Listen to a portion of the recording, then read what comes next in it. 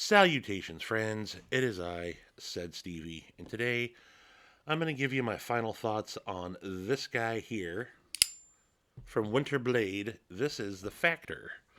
This is a knife that was provided by Winterblade to the Apex Pass Around group. Shout out to the Apex Pass Around group, Blade Banter over there running a tight ship. Basically, it's a pass around group of all of us knuckleheads that like to show off knives on the YouTubes. Factories will send knives along for us to check out and let us know what you think about them, and then we just keep passing them along to the next guy. So you've probably seen a fair amount of content on this already, but again, shout out to a Blade Banter and the Apex Pass Around group. Appreciate being able to be a part of it.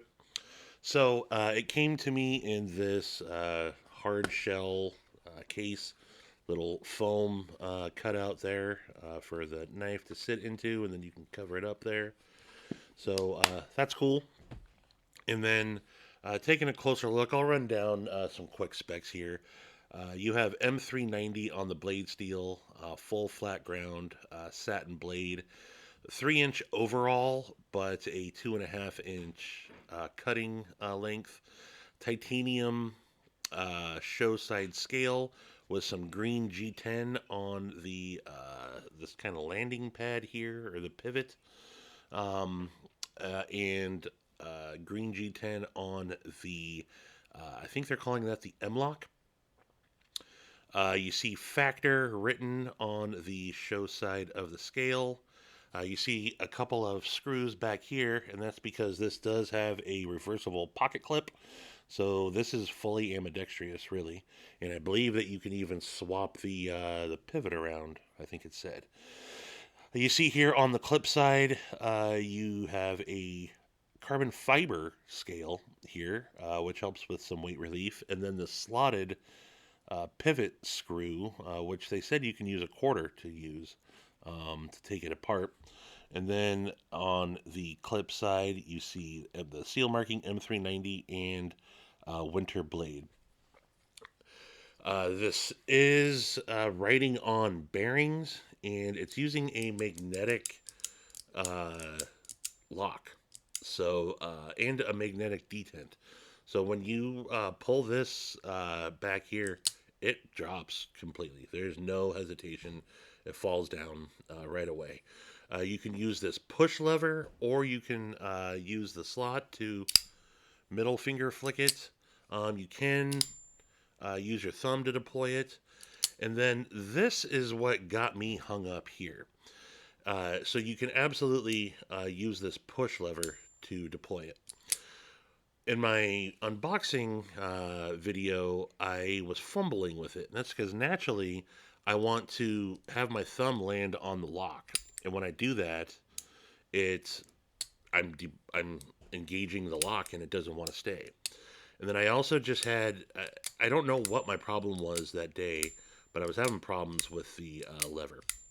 I've since figured that out. It's just about where you place it, your finger on the bar here, and making sure that your thumb or whatever is out of the way of that lock. Once I got that figured out, it's no problem. I was pretty disappointed, and I think I even said it was user error more than anything.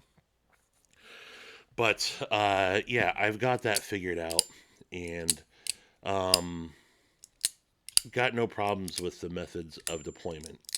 It would be cool to take this apart and check it out. There's actually they sent a long fact sheet with instructions on how to disassemble it and maintain it and everything, and I'm not going to do that. We don't do that in the Apex Pass Around group, so that's not something that I'm going to be able to do. And I will probably never know because what I'm about to say might shock people. Probably not, but this knife ain't for me. It's fun, it's cool, it's extremely innovative. I love the fact that everything is running on magnets. I like that you can actually take this off and replace this with a solid piece. So now it's middle finger or slot for deployment only. Um, You can also, if you wanted to keep that, you can put some sort of a glow stick or tritium insert in there. I think that's cool. It is weird though that when that flips out of the way, you have the blade exposed there. But that's not. I don't see that being too big of a deal. But that's writing on magnets also. But yeah, this knife is absolutely fun to fidget with. The tings that it makes are awesome. But yeah, I've realized it's cool. Absolutely, I think this is gonna win all sorts of Knife of the Year awards and everything. I think it is really awesome. I got no problem with how it's constructed or anything. But this isn't a knife that I would end up carrying. I just don't see myself carrying this knife. Um, it's right in my wheelhouse of size of knife, and that the way that choil's done. Ergos are good. I didn't really even get into that yet, but the ergos are just fine.